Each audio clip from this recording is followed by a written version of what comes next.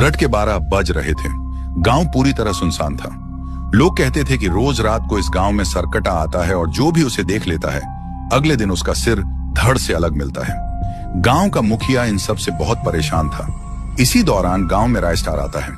रायस्टार कुछ साल पहले अपनी पढ़ाई के लिए गांव छोड़कर बहुत दूर चला गया था। पढ़ाई पूरी होने के बाद वह लंबे समय बाद अपने गांव लौटा। रायस्टार को गांव के हालात के बारे में कुछ भी पता नहीं था।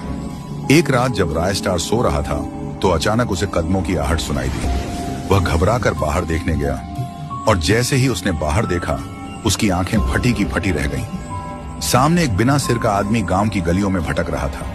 इसी बीच एक आदमी वहां से गुजरा। उसने जैसे ही उस सरकटे को देखा अगले ही पल उसकी चीख गूंज उठी।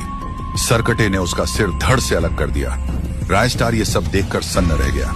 उसका पूरा शरीर डर से कांप रहा था। अगले ही रात रायस्टार सो नहीं पा रहा था।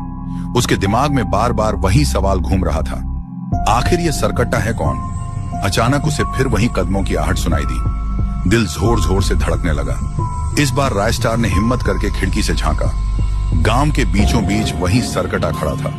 उसके हाथ में खून से सनी हुई एक पुरानी तलवार थी और वह हवा में जोर जोर से चिल्ला रहा था। उसकी चीख से कुत्ते भौंकने लगे, पेड़ हिलने लगे। रायस्टार धीरे धीरे दरवाजे से बाहर निकला और छुपकर सरकटे को देखने लगा।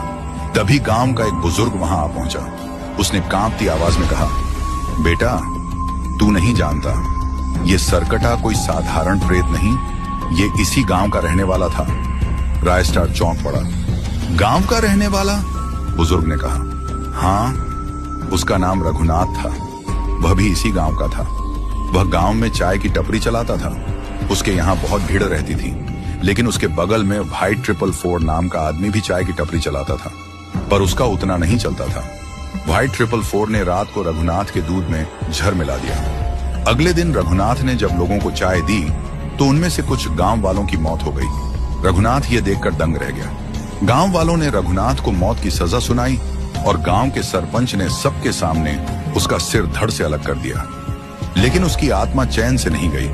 अब वह हर रात अपने सिर की तलाश में भटकता है। जो भी उसे देख लेता है वह उसका सिर ले लेता है ताकि अपने कटे हुए शरीर से जोड़ सके। रायस्टार यह सुनकर डर से जम गया। तभी सरकटे की लाल आंखें सीधे रायस्टार पर टिक गईं। उसका दिल जोर जोर से धड़कने लगा। चारों ओर गहरा सन्नाटा था। अचानक बुजुर्ग ने सरकटे की तरफ कुछ फेंका। अगले ही पल चारों ओर गहरा धुआं छा गया।